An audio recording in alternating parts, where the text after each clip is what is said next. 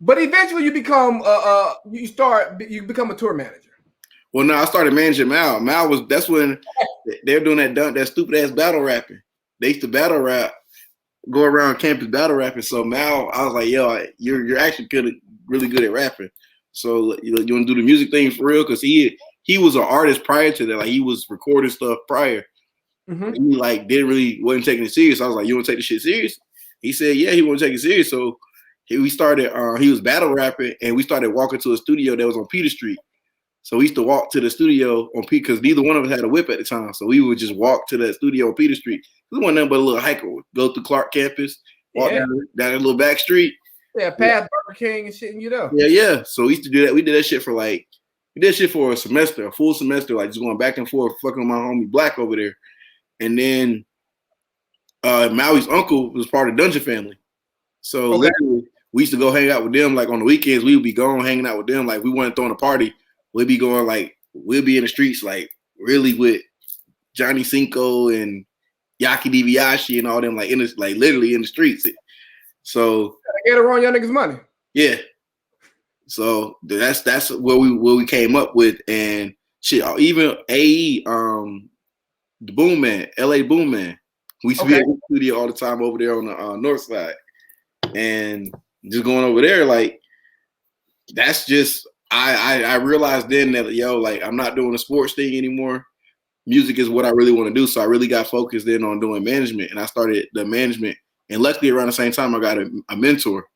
So as all this shit is going, like it was just divine intervention. Everything was just happening the right way. Like when everybody was like, I remember our sophomore year, freshman year I went on spring break, but sophomore year everybody went on spring break and I went to South by Southwest instead. And like I literally spent my entire refund check to make sure I got down there, had a place to stay. Like I was like, bro, I'm gonna do this music shit. I really want to be around it. So I went down to South by Southwest, and that's when Wiz was starting to come up. Big Sean was going crazy, like starting to go crazy. Mac Miller was lit. That's the whole that's when the blog era really started. And that's back when South by Southwest was actually like an event where up and coming artists would actually break, right? Yeah, like that's when South by Southwest was like, it was like the real backpack festival shit. Like a lot of people, unless you really fuck with music, you wasn't really down there. Like because it started off as like it was tech. They did tech one week, and then they had like really big music events throughout the week, and they were like really little shows. Like that's when Ilmore first had started, and Ilmore was having. That's when Ilmore was in a house.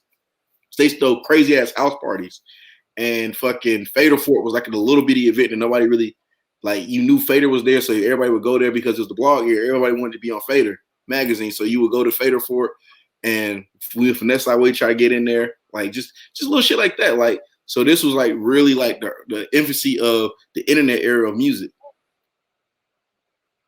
Okay, so you said when y'all was going to the studio on Peter Street, your nigga Black was there talking about. Black Nickel. Huh? Black Nickel. The dude named Black Nicholson. Oh, okay. Yeah, Black Nicholson. So he runs a studio on Peter Street, 255, not 255, 257. I think it's like 257 Peter Street. But basically, the franchise boys recorded White Tea in that studio. Oh, that's fine. So like it's like it's like this random ass studio. You would never know it was there if you were just walking past, and you got to go inside and go down in the basement. We actually threw parties there too. So he had a venue space at the top, but then there was this little cut where the bathroom was, and it goes into a basement. And he had a studio in the basement. He used to let us come up there and record for free. So we was like, shit, whenever nobody else was recording, he like, y'all come up here all y'all want, and I'm gonna fuck with y'all.